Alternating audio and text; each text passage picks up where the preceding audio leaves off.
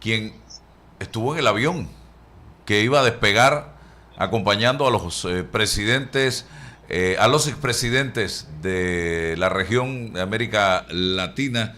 Así que vamos a conversar con él en segundos. Guillermo Cochés, buenos días. Dígame Buenos días, Álvaro. su reacción de lo que está pasando en Venezuela y si tiene alguna información adicional. Bueno, mira, yo creo que lo que creo yo es que lo que ocurrió, hubo un fraude monumental. Yo diría que fue 8-2. Y hubiese podido ser mayor si permiten a la diáspora, a los 5 millones de venezolanos que estaban afuera, inscribirse en los registros electorales. De esos que están afuera solo permitieron 70.000, imagínate, ni siquiera 1% de los que están afuera. Además, no se permitieron observadores internacionales de la Unión Europea, de los expresidentes de Brasil, de Argentina, se largó al expresidente Alberto Fernández. Yo creo que esto era algo que, una de las opciones, que ellos ante una derrota tan grande iban a hacer un fraude monumental. Creo que ese fraude va a ser avalado desafortunadamente por Rusia, ya lo vimos, de Nicaragua, Honduras, y también por otros países socialistas como Nicaragua. Sin embargo, creo que lo que ha ocurrido es el inicio del final, así como Noriega cuando anuló las elecciones en 1989 selló su suerte. Igual va a ocurrir allá, porque los militares lo sabe la comunidad internacional, lo saben los chavistas que perdieron aparatosamente. Hay estados donde perdieron 9-1, eso no se puede ocultar. Los soldados tienen familiares, sufren lo mismo que sufren los demás, sufren lo mismo que se han ido del país. Así que yo creo que este es el inicio de una etapa difícil para los venezolanos, pero también muy difícil para el régimen, que le va a costar mucho mantenerse en el poder ante las circunstancias de esta derrota tan aparatosa que han recibido. ¿Usted cree, señor Cochés, que habrá reacciones en las calles, resistencia por parte del pueblo venezolano ante esta situación? Eso es algo de esperar. Lo que uno tiene que preocuparse, y me imagino que los dirigentes también están preocupados, es que, como dijo María Corina, los únicos que quieren guerra son ellos. La oposición no quiere guerra. Yo me imagino que ellos tendrán su plan para protestar y para reclamar su triunfo. Ya lo han dicho, ha sido un fraude, y un fraude monumental, que no sé cómo se puede sostener. Vamos a esperar las próximas 48 horas a ver cuál es la reacción del ejército, cuál es la reacción de todos los otros actores de la vida nacional. Vamos a ver qué dicen los panameños del PRD que fueron a observar las elecciones. Vamos a ver lo que dicen los expresidentes Leonel Fernández y Rodríguez Zapatero, que también fueron permitidos entrar a Venezuela. Vamos a ver si tienen el talante democrático que dicen tener para reconocer que eso fue un fraude total, una burla al pueblo venezolano. Y esto seguro que no se va a quedar así. Bueno, gracias, don Guillermo Cochés. Te agradezco, Álvaro. Bye, hasta luego. Hasta luego. Eduardo Quiroz, bienvenido. Micrófono, creo que no se escucha a Eduardo. No. No. A ver, vuelva a intentarlo. Acaba de cerrar el micrófono, tiene que volverlo a abrir. A ver, vamos a intentarlo nuevamente. Ahora sí. Ahora sí. Buenos días. Adelante, Saludos Eduardo. a la audiencia. Ustedes iban el viernes para Venezuela. ¿Qué fue lo que pasó realmente en el avión? Bueno, habría que poner el antecedente de que el Grupo IDEA es una organización que está compuesta por más de 30 expresidentes que fueron electos democráticamente en su momento y que crearon este grupo en el 2014, casualmente aquí en Ciudad de Panamá, a propósito de la defensa de las libertades democráticas y los valores republicanos. Esa organización intentó obtener por parte del Consejo Nacional Electoral de Venezuela una invitación para ser observadores del proceso electoral. No se obtuvo esa invitación. Ahora creo que todos entendemos las razones de por qué no se dio. Sin embargo, recibieron una invitación de la Mesa de la Unidad Democrática, la coalición de oposición del candidato Edmundo González Urrutia y la líder María Corina Machado, sustentados en el acuerdo de Barbados que firmó el gobierno de Nicolás Maduro, en el que permitía a los observadores internacionales, permitía la veeduría internacional y además permitía que las candidaturas pudiesen invitar veedores internacionales para que acompañaran el proceso. En base a eso se designó esta misión, que como ustedes saben, pues estaba compuesto por los expresidentes Fox de México, Moscoso de Panamá, Rodríguez de Costa Rica y Quiroga de Bolivia, y la ex vicepresidenta Marta Lucía Ramírez de Colombia. El secretario general de IDEA, el doctor Asdrúbal Aguiar, venezolano, no podía viajar por razones comprendidas, pues él tiene una persecución en Venezuela, y me pidió que le representara a la Secretaría General en esa misión. Y esa fue la razón por la que estábamos en el vuelo. El vuelo se abordó dentro de todas las normas regulares de un viaje comercial internacional. Estando dentro del vuelo, pasaron 50 minutos y escuchamos que se transmite al avión que el avión estaba retrasado, cito textualmente, debido a las autoridades de Colombia, y que próximamente se nos estaría diciendo la nueva hora de despegue, que nos mantuviéramos en el vuelo.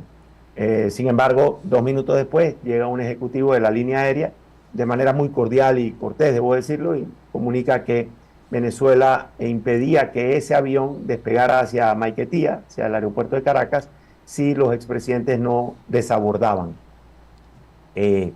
Inmediatamente después, ustedes saben, hoy en día hay mucha comunicación, nos enteramos que había un segundo avión en Tocumen, también varado, que no se le estaba permitiendo volar hacia Valencia, en Venezuela, y había un tercer avión en Caracas de la línea aérea Copa que no se le estaba permitiendo volar hacia Panamá. O sea, en la práctica Venezuela había cerrado su espacio aéreo para la línea aérea de bandera panameña, hasta tanto los expresidentes no desabordaran.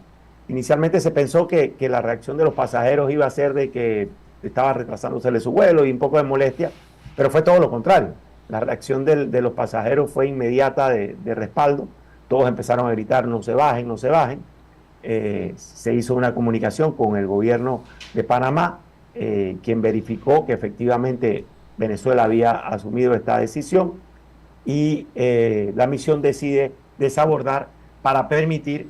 El avión iba repleto de venezolanos viajando a votar, y se decide pues desabordar para permitir que esos venezolanos regresasen a su país a ejercer el derecho al voto. Bien, importante aquí, Eduardo, yo estuve escuchando precisamente las declaraciones que dio Diosdado Cabello el miércoles, donde ya él decía que ustedes no iban a ser bien recibidos, no iban a ser recibidos en Venezuela. Entonces, ¿de qué estamos hablando? Ya la orden estaba dada. Sí, bueno, actuando en todo rigor como una dictadura con todas sus letras, que es lo que yo creo que hay que, en alguna medida, y ahora, ya hoy, aquello queda como un leve punto frente a todo lo que ha sucedido en las últimas horas en Venezuela. Pero no perdamos de vista, esto es solamente reflejo de un proceso electoral que sí, todos deseábamos y queríamos que se cumpliese y que se respetase la voluntad popular del pueblo venezolano. Sin embargo, teníamos todas las razones para saber que esto no iba a suceder. Se había impedido que la candidata de la oposición electa en unas primarias democráticas con una participación nunca antes vista fuera candidata. Se le impidió a María Corina Machado ser candidata. Se impidió que el reemplazo de María Corina Machado, la doctora Corina Lloris, fuera candidata, una académica de altísimo rigor y reconocimiento en Venezuela. Luego, hasta 2 días antes de la elección, no se sabía con certeza si el candidato Edmundo González, que había sido el relevo del relevo, podría ser candidato. Había esa duda en Venezuela. No se permitió la observación internacional en rigor. A la misión de las Naciones Unidas se le impidió emitir un comunicado antes del resultado electoral y terminó viajando con la aceptación de hacer un informe secreto. Imagínense ustedes, o sea, una observación internacional que va a ser un informe secreto.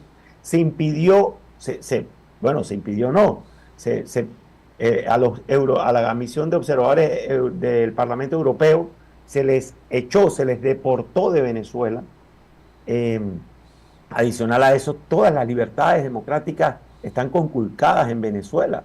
Lo que ha hecho el pueblo venezolano en estos últimos meses y semanas de salir a las calles masivamente es la única forma de expresión que tienen. No hay medios de comunicación. Hay 600 militares presos en las cárceles de Venezuela por haberse opuesto al régimen de Maduro. Hay otro tanto de civiles presos. Todo el equipo de campaña de la oposición está asilado en la embajada de Argentina. O sea, imaginémonos la magnitud de todo lo que había venido ocurriendo.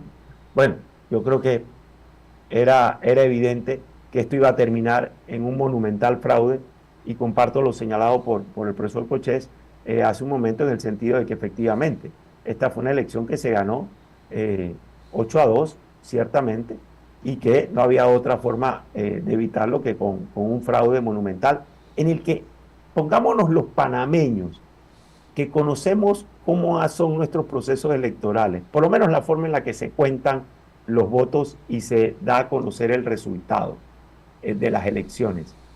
Álvaro, Rolando, no hay un solo acta que se haya publicado y que se haya tenido conocimiento. El Tribunal Electoral, que allá se llama Consejo Nacional Electoral, ha dado a conocer un resultado sin haber mostrado una sola acta hasta esta hora, hasta las 8 de la mañana, las 9 en Caracas. No hay un solo acta que hayan mostrado. Han inventado unos números, han llevado al cuento de que Maduro ha sacado el 51% de los votos. Entonces, ahora yo creo que lo que queda pendiente es, como decías tú hace un momento, cuál va a ser las reacciones tanto al interno de Venezuela como fuera. Rolando. La situación que tú describes ciertamente haría esperar unos resultados fraudulentos. Esto me parece tan ridículo que Naciones Unidas haga un informe secreto sobre el resultado de las elecciones. Digo, salvo que eso se filtre después, pero no le veo ningún sentido. Y la situación que me recordó tanto, era como un déjà vu de todo lo que nos pasó a nosotros allá en los años 89 últimos de la dictadura, en las que la intervención de las fuerzas de defensa en la vida nacional era evidentísima, y el resultado de las elecciones, fíjate cómo terminó, casi que es esto. Por eso yo te digo, Álvaro, que no tiene ningún sentido que él gane con más votos 7 años después, porque el desgaste ha sido mayor. Claro. Cuando ganó Endara, fíjate que ganó casi con el 70% de los votos. Entonces, ¿qué nos dice esto? Que lo que se ha hecho en Venezuela ha sido, pues, un robo masivo, monstruoso de votos. Y coincido con Eduardo.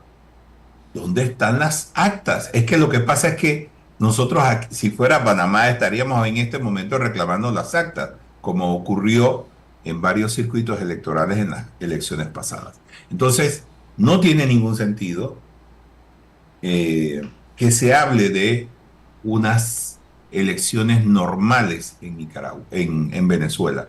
Tenemos absolutamente la certeza de que todas las señales conducían precisamente a este momento, a anunciar sin prueba alguna una victoria que en realidad no ha ocurrido. O sea, yo en este momento le creo más a la oposición, porque está en posesión de actas diciendo: señores, nosotros tenemos aquí actas que prueban exactamente lo contrario a lo que ustedes están anunciando. Entonces, lo que habría que hacer frente a una situación así es eh, hacer como una auditoría de los votos. Pero si esto no se hace, pues digamos que durante los próximos 7 años el señor Maduro va a ser perseguido nuevamente por el fantasma del fraude electoral como lo ha sido en los últimos años. Creo que Mira, hay que yo hacer ahí. agregaría, mira, el rosario es interminable. El rosario es de burlas que este proceso electoral tiene. Agregaría una que me parece que es increíble, y repito, para los panameños, sobre todo que acabamos de vivir un proceso electoral y lo tenemos tan fresco, pero que ha sido así en los últimos 34 años. Existe el Consejo Nacional Electoral, que es una especie de tribunal electoral, y existe lo que es, digamos, el jurado de elecciones, el que cuenta que en el caso de Panamá es el que preside la doctora, o que presidió la doctora Nivia Rosana Castrellón, y donde hay representación de todos los candidatos que participan en el proceso.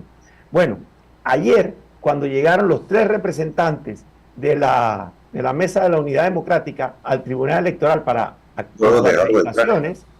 con sus acreditaciones para hacerse parte del proceso, no les permitieron entrar a la sede del Consejo Nacional Electoral. Les prohibieron entrar. Y encima de eso, cuando forzaron o intentaban con sus acreditaciones decir, queremos entrar, tenemos que ir a ver cómo se da el proceso, les dicen, mejor váyanse por su seguridad. O sea, es increíble lo que ha sucedido. Quiero agregar en este rosario, para que tengamos una proporción de lo que ha pasado en el día de ayer, pero que ayer es como el colofón de todo esto. Cerca de 7 millones de venezolanos forzados a salir de su país han perdido su derecho al voto. La legislación venezolana establece el derecho al voto en el extranjero.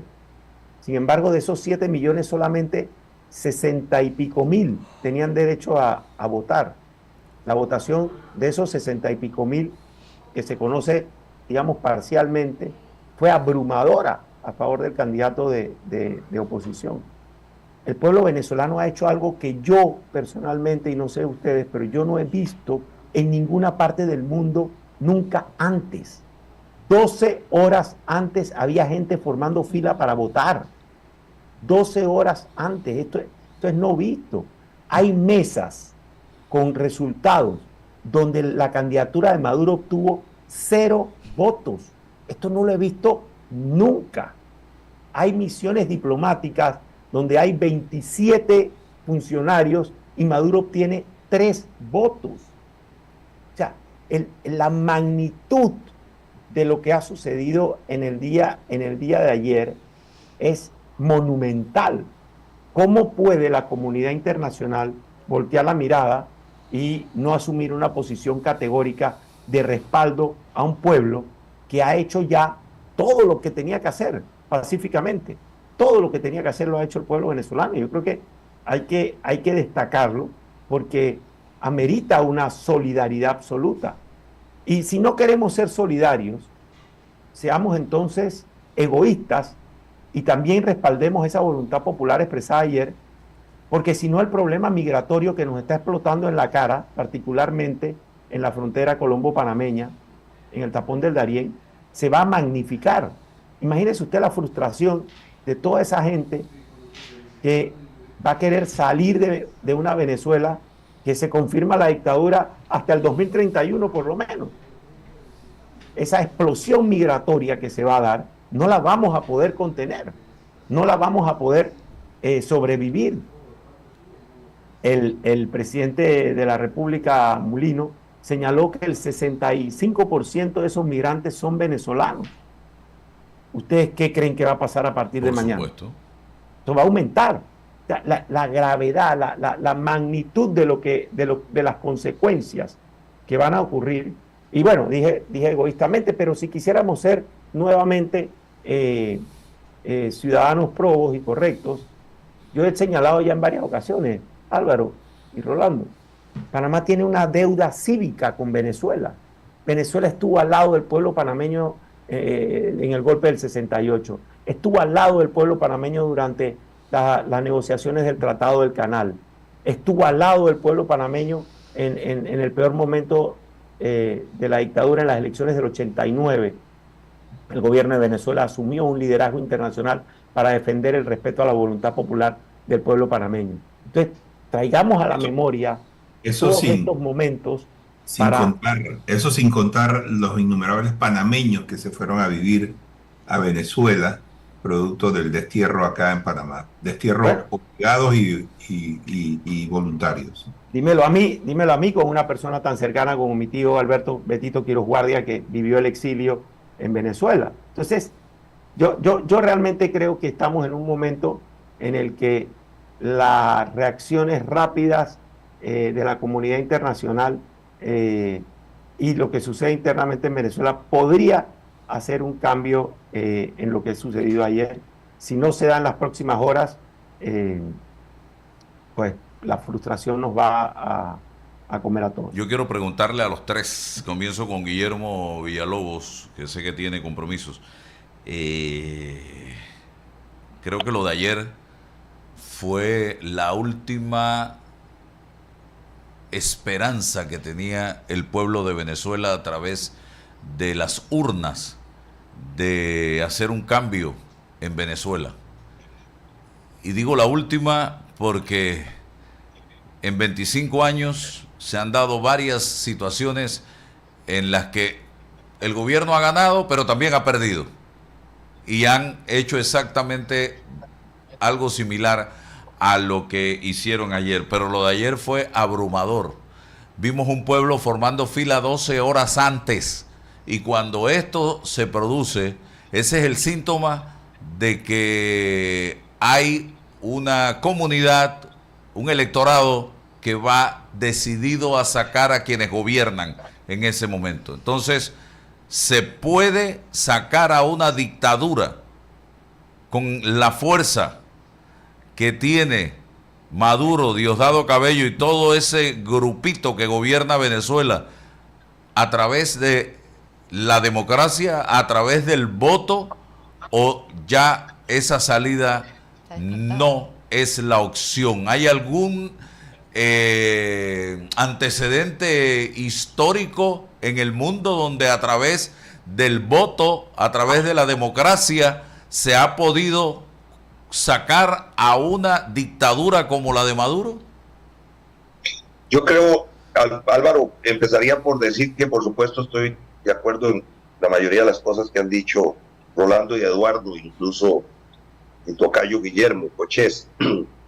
Creo que el principio del fin de este modelo, de este gobierno, de esta forma en la que se ha sostenido Maduro,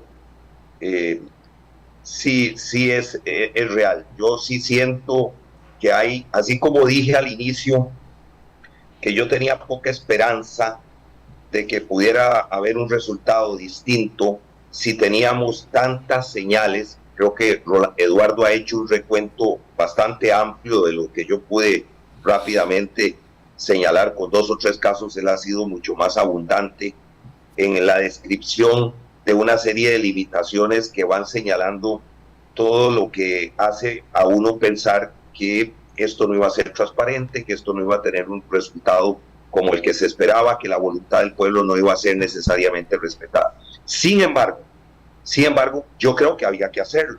Yo creo que era una condición necesaria, una condición absolutamente importante de cumplir, sine qua non, para poder pasar a responder de alguna manera a la pregunta que tú has dicho. El régimen actual, bajo las reglas de una elección democrática, liberal como la que tenemos, no es posible pensar que por esa vía del voto y la voluntad, el respeto a la voluntad del pueblo, iba a salir o va a salir. Pero sí es necesario hacerla y sí era necesario pasar por este proceso. El tema es qué es lo que sigue, qué es lo que debe acompañar este esfuerzo que ha hecho el pueblo venezolano y que mayoritariamente parece rechazar la continuidad del régimen. Y ahí es donde tiene que entrar esa comunidad internacional con las debilidades de los organismos que hemos señalado, el caso de la OEA y cualquier otro. A pesar de esas debilidades, tiene que haber una acción internacional. Y aquí quiero dejar plantado planteado una preocupación, y es el pragmatismo en que muchas veces se privilegian los intereses, incluso bilaterales, de algunos países importantes por encima de la tragedia que viven estos pueblos que son sometidos a estos regímenes en donde se habla de democracia, pero no es la democracia que todos nosotros entendemos. Es la democracia de un burro amarrado contra el tigre suelto, es la democracia de las reglas impuestas por ellos, es la democracia de las instituciones controladas por el régimen. Entonces es muy difícil, eso por supuesto no tiene nada de democracia. Y aquí me preocupa, y lo voy a decir con toda claridad, me preocupa el papel, no el papel viejo ideológico que le han dado a una potencia como los Estados Unidos en una región como la nuestra, porque yo creo que el mundo definitivamente ha cambiado y también ha cambiado para ellos. Están camino a un proceso electoral que será decisivo en los próximos meses, no para Estados Unidos, sino para el mundo entero, para una geopolítica que se está transformando, con una emergencia de un liderazgo fuera de los continentes tradicionales, fuera de Europa, fuera de Occidente, porque no es solo China, es Asia, donde convergen Rusia, donde converge China, donde converge India, donde están otros, donde están los BRICS con un poder muy grande. Es decir, hay una geopolítica que hoy también tiene una importancia en el marco de todo lo que estamos viendo. Y ahí lo que quisiera dejar planteado es esa preocupación de si los intereses de que Venezuela puede ser la base del petróleo que yo necesito para seguir produciendo, o los intereses de otra naturaleza me hacen entonces disimular y no tener posiciones que hoy, coincido con Eduardo, reclaman una dosis de acción directa, clara, firme y contundente. Porque, como dijo Rolando, los números no pueden dar, es decir, el desgaste normal que se tiene al ejercicio del poder, incluyendo con gobiernos muy buenos, tiende a terminar y tiende a llegar a un límite. Es decir, la señora Merkel, el señor Kohl en Alemania, que tuvieron muchos años, que, bueno, hicieron gobiernos muy aceptables que le permitieron, bajo el régimen parlamentario de ellos, mantenerse, pero llegó un punto en el que el desgaste acumulativo provoca el cambio y la modificación lógica y natural.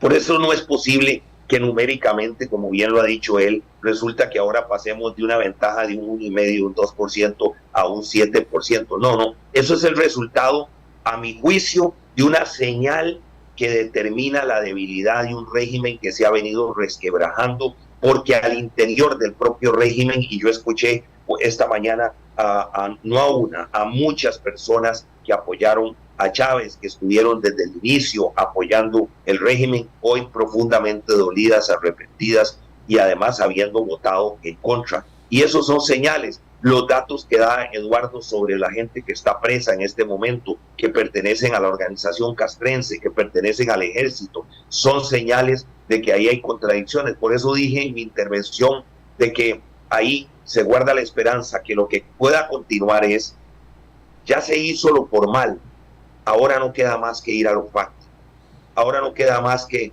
sí, bueno, hay que ir a la formalidad de completar y pedir la auditoría de las actas. Dudo mucho que eso tenga también alguna posibilidad de transparencia y de legitimidad que permita reconocer que lo que lo vayan a enseñar, si es que lo enseñan, tengo mis profundas dudas de que les den acceso a eso, vayan a confirmar un fraude que parece ser a todas luces escandaloso.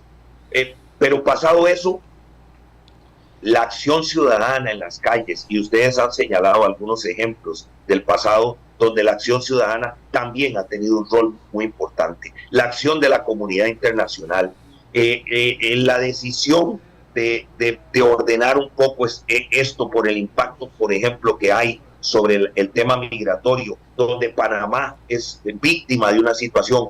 En el año pasado y el año antepasado, el gobierno panameño invirtió alrededor de $40 millones para atender refugiados, para atender migrantes, para atender personas irregulares que llegaban en condiciones terribles. Yo he estado en varias ocasiones en el Darién y es algo dramático lo que uno ve ahí, con niños, con mujeres, con adultos, mayores, etcétera. Es decir, es una cosa dramática que tiene una gran presión sobre todo Centroamérica, de aquí para el norte, hasta llegar a lo que vemos en todos estos países donde las violaciones, las muertes, la extorsión, el coyotaje, en fin, es una cosa dramática. No creo que la comunidad internacional puede seguir haciéndose de la vista gorda, y perdónenme la expresión coloquial, y olvidándose o creyendo que este es un problema de un país. Este es un problema continental, este es un problema regional, este es un problema que se ha convertido en una preocupación mundial y que va a tener un efecto y decidido a partir de esto. Entonces yo sí creo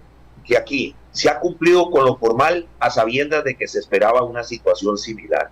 Puede terminar de cumplirse con todas las exigencias de la búsqueda de las actas, que me parece que es algo legítimo, importante, que además le dará confianza a la comunidad internacional de cuál es el rol de la oposición en seguir las reglas, unas reglas que han estado totalmente desfavorecidas hacia una de las partes, pero no dudo que la única posibilidad de acompañar este proceso para que tenga éxito será en las acciones fácticas de los ciudadanos en las calles, al riesgo de lo que eso significa, porque el gobierno va a mandar sus turbas, va a mandar sus aparatos de represión para tratar de provocar el desorden y la descomposición social, y lo que haga la comunidad internacional. Repito, con la preocupación de que algunos países, incluso países muy importantes, han en un momento dado privilegiado intereses muy pragmáticos para olvidarse verdaderamente de la responsabilidad que hay de asegurar sistemas políticos, democráticos, justos, que permitan que la voluntad ciudadana, que la voluntad del pueblo, que la voluntad de la mayoría se respete. Gracias, Guillermo, por estar con nosotros esta mañana.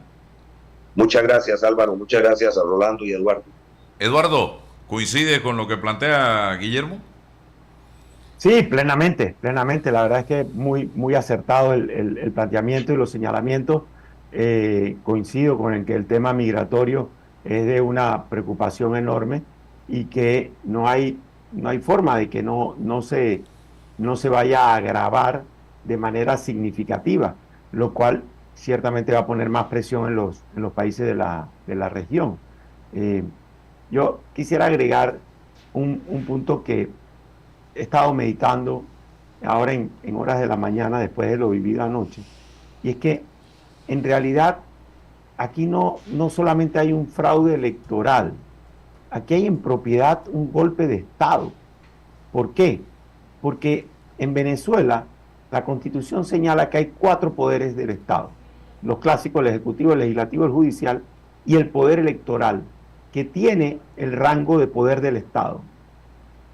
Y lo que se hizo ayer fue cooptar ese poder electoral, impedir que se constituyera en debida forma, y por lo tanto se ha burlado la voluntad popular. Entonces lo que hay en propiedad es un golpe de Estado. O sea, no es que Maduro sigue siendo legítimo por los 6 meses que le faltaban de este periodo, porque además pensemos, ya en Venezuela la transición es de 6 meses, porque así se inventan las cosas para hacer lo que están haciendo.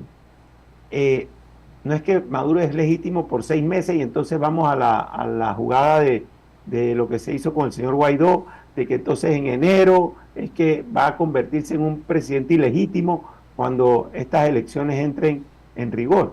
No, ya lo sucedido ayer es una alteración total de las mínimas reglas que existían en Venezuela.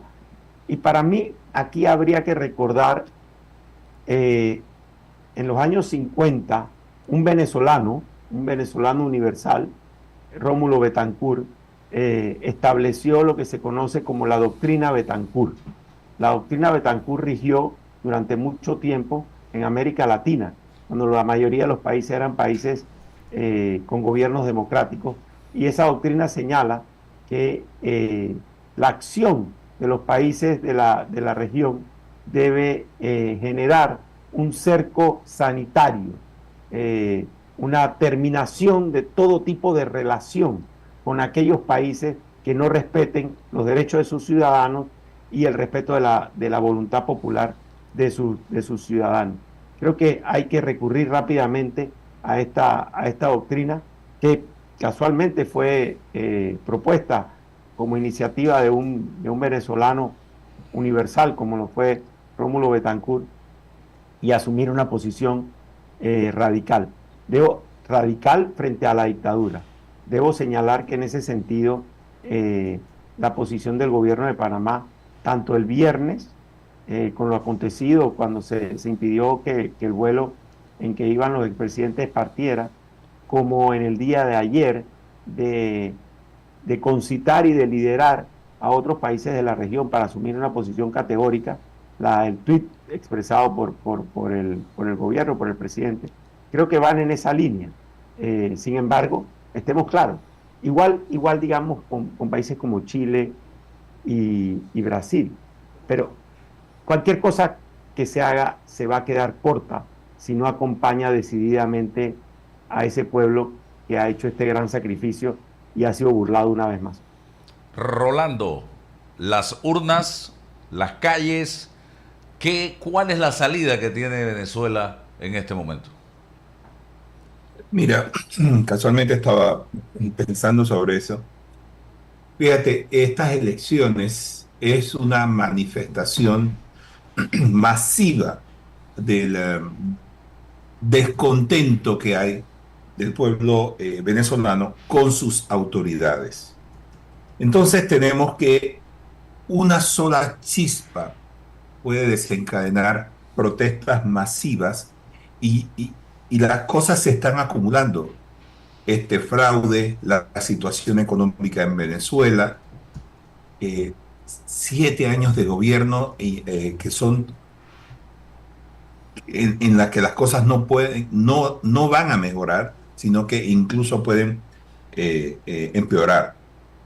Entonces, recordemos, por ejemplo, lo que pasó en Panamá el año pasado.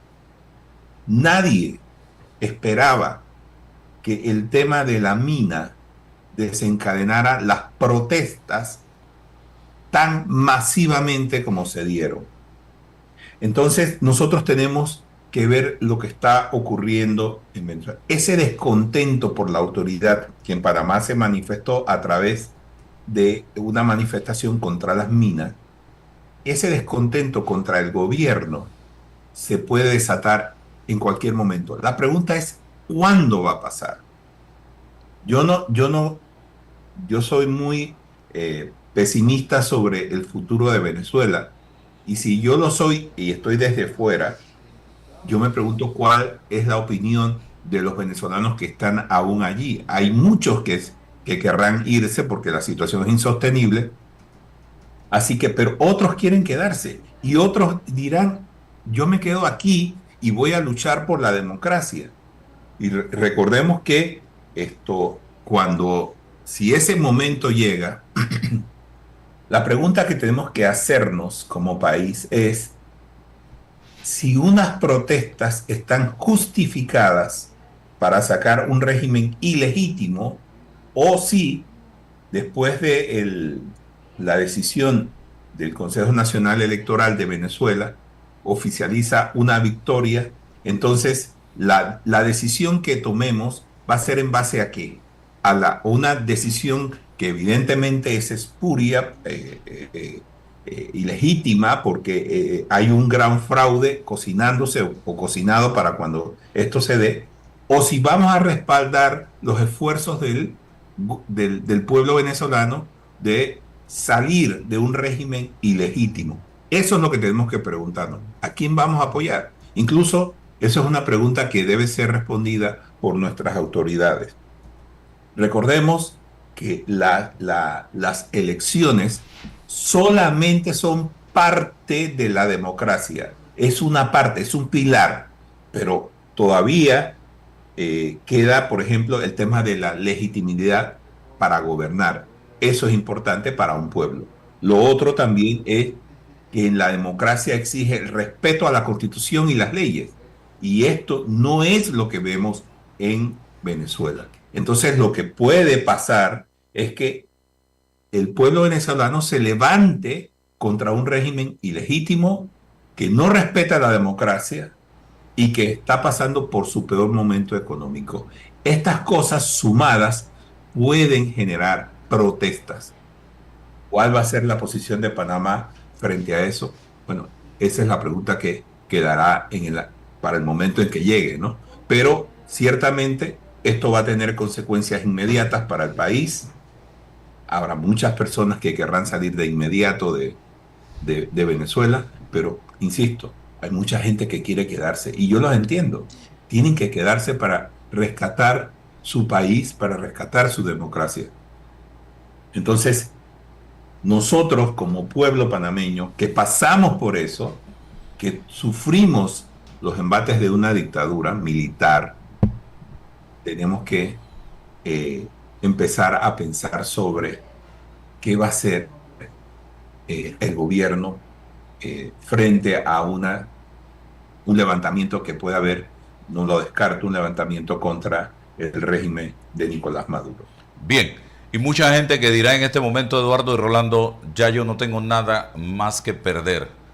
O defiendo mi país, mi permanencia en este país, luchamos por la democracia, o simple y sencillamente la otra opción es salir arriesgando la vida por la selva de Darién.